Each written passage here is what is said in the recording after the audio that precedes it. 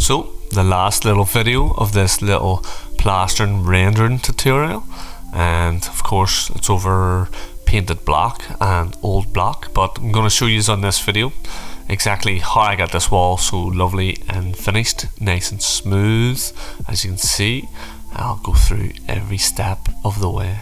So the first video, the previous videos, the first one I beaded the back here and talked a bit about that, and again the old block, showed you how I went about preparing that. And the second video of this little series was how I actually prepped this block wall that we're about to render smooth, but how I went about prepping it, making sure of a great bond and as long as lifetime as possible. So first things first, what are we going with here? 4:1, 4 sand, 1 cement, wee bit of waterproofer, and a nice wee drop of mortar mix, not too much, plasticizer, also known as. So once you get your mix done, it's all about getting the render on the wall, and I love to start on the left or right, guys, as I'm right-handed, and I think every right-handed plaster should do that. And you'll notice more so than the scratch coat when I'm putting on, it's toe to heel.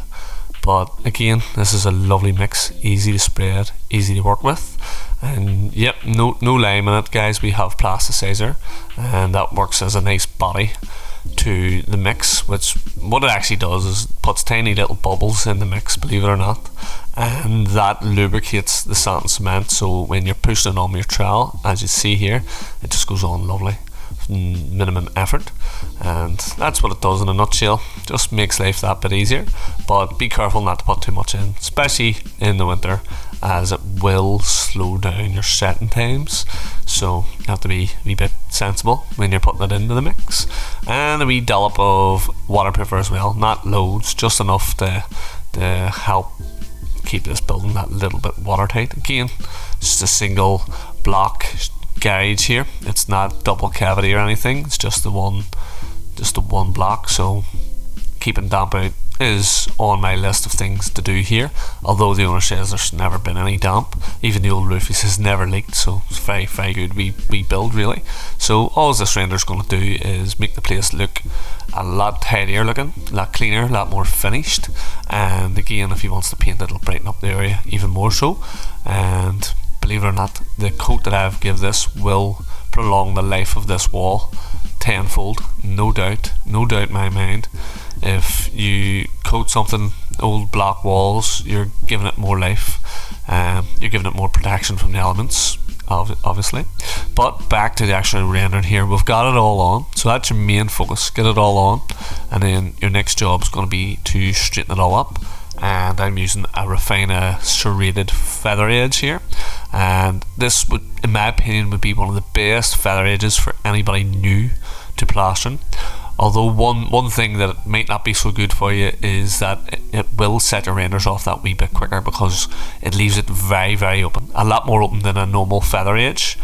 You can leave it open with a normal feather edge, but just not quite as open as this. This is a wee bit more so, and although that being said, great in the winter, it'll save you all that trouble of waiting around and putting the oil papers on, trying to get it to dry at the bottom, which we did have plenty of problems here.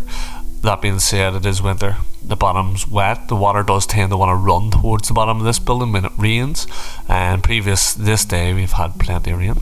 So again, back to the sand cement rendering here, and the reason I say that this would be a great straight edge for new to the trade is you can see all them smooth spots.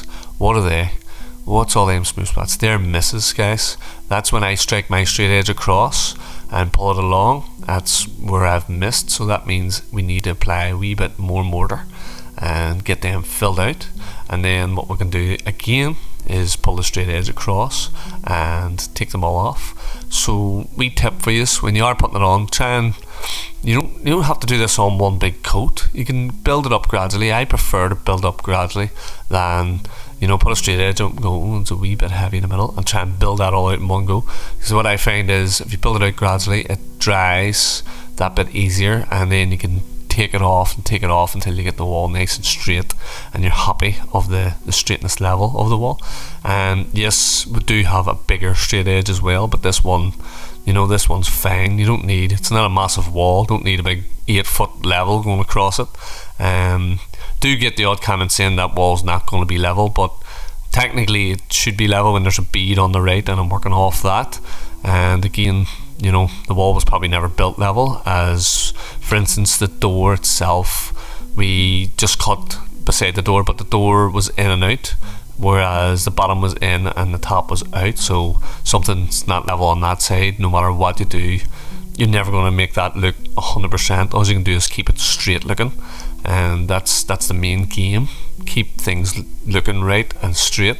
Again, be by all means, if you're a pro and you want to put all wee dabs and bands across and have them level this way and string from there to there to there, well for you, good lad, keep it up, don't stop, and definitely upload all them videos of your massively hard work, because that is some serious work, guys. What I'm doing here is, this is the best way to do it, hands down. If you want to do the bands and stuff and keep them all level, then make sure you put a good price in, and good luck getting them jobs. But yeah, this is the easy way to do. If you have a fixed point, you can see I have a stop bead on the right, guys. That's been fitted. I can work off that, and then you can overlap that straight edge by 1/2 foot, and you know you're getting it nice and straight that way. Again, the bigger the straight edge, the straighter the wall, no doubt in my mind. But again, it's all about skill and experience. Your skill will grow with the experience you have and the more time you put in. So here we are on the finishing part. So previously there I just showed you how to straighten it, and I talked on a lot of different facts, but now it's time to rub up. Again, like I was saying about experience and stuff, so experience will really come into the finishing aspect quite a lot, as if it's quite wet, you'll have to really rub it slowly, gently, fill the holes and stuff in as you go regardless. But when it's wetter, you'll sort of have to just take your time more, or if it's drier, you'll have to put a lot more pressure in and really whiz around the wall. You'll need to finish it quicker, and again, you still need to fill the holes in that, as what you can see what I'm doing here. I'm just using a wee bit of access just to fill in any wee holes that appear after you rub it. And it's the best way to get the nice smooth surface, guys, is, you know, really looking up and down the wall as well as you go helps, left and right. The sun can come round at certain angles, and they call it the devil's hour, but basically that will show anything wrong with the wall. If there's any wave marks or any lumpy bumpies, or you know, you haven't straightened it just terribly great, or you haven't rubbed it terribly great, that's when that'll show. But I must say this, guys, even the best wall, if the sun comes along sidewards, it will show something up that might not really be there unless the sun's at that certain angle. But yeah, back to this. As you can see, I'm getting on well. The wall is quite wet, just trying to get it somewhat finished. Now, I often heard people say, how many times do you rub the wall? And really the correct answer is until it's finished. Sometimes I pull a wall in. Sometimes you'll see me using my float with nails in it, and I'll drag that across the wall, and that'll just help keep it open. It'll finish it, but it also keeps it open a wee bit so that I can rub it again and get it finished even better. So really the correct answer to that is, yeah, you rub it until it's finished. Again, how you hold the float and how you work the float is really up to you. You can see I'm doing 88s here, and you can also just rub it the other way I was doing it, just rub it in small motions like so, left to right. Both to me are practically the exact same, just really what's comfortable. Again, you might not want to rub the wall if it's too wet, as you can drag holes into it as well, and you can dig in a wee bit more. So timing would be key, especially anybody thinking of doing a wee DIY project or rendering, or you know, just something about the house. You're going to really want to try and concentrate. As you can see, it's quite wet here, but you'll might need to walk away and come back when it's a bit drier, and what that'll do is it'll just it'll just help you guys. You'll not have to use as much sort of skill basically, and you can use more muscle then, get it all rubbed in and all finished off. I'm gonna jump to the actual really finishing part very shortly here, guys, so make sure and stick to that. You'll see how I really finesse the wall up. But just a couple of things I want to cover before we actually jump far into the finishing is basically the top of your walls most likely will dry first, guys, and that's a few things, as in the legs of that gutter will protect the wall from dampness, from water, from rain. Rain doesn't tend to go up the way, it usually falls down. So you normally find at the tops of walls outside that the soffit and the gutter protects the last couple of feet of the wall, so it tends to be drier, hotter. So that's why you can see I'm easily finishing the top compared to the bottom here. And secondly, like we said, water tends to fall, so it will drop to the bottom of the wall. So as I'm applying the render, when if you sprinkle your water or anything, the water will naturally migrate down the way, which means the top is drying quicker. So that's the other reason. Another reason also is I start at the top, so it's first on. And then of course the floor most times is a lot wetter than, you know, on up the wall, so you'll tend to find the bottom 6 to 10 inches are always a wee bit more soggy, and that's due to the moisture sitting against the building or in this case running against the building. If it rains, them slabs always let the water will slightly run towards this building instead of away, which they actually should lie away, or they should all lie down into the gutter, but at least the other ones up the side should sort of run the water off level away from the building. I think I've covered nearly everything there, guys, about the reasons why it'll dry where it dries. Again, if you are rubbing a wall, I tend to try and do it nice and uniform, so I'll start left and go right, and the reason for that is just it does not normally dry, and when you're finishing it's a bit easier, a bit more organised.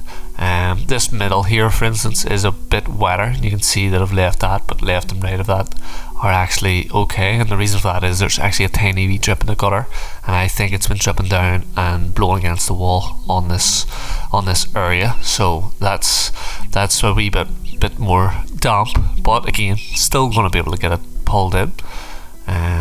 But yeah, that's that all covered, and we'll jump into the finishing aspects of the render here now. This is a big part of the finishing, getting it all rubbed nice and neat. So now you spent all that time getting your wall rubbed up nice and flat. As you can see, you could practically walk away from this wall now and let it go. I've rubbed it a few times. You can see it's actually got a bit better and all too. I've cleaned the floor up and lifted the floor for the time being. But my finishing touch, guys, is a wee sponge, just a wee light sponge over it. Again, just damp sponge. You don't want a soaking wet sponge, it's not ideal. Just damp. Brand new sponges are the best.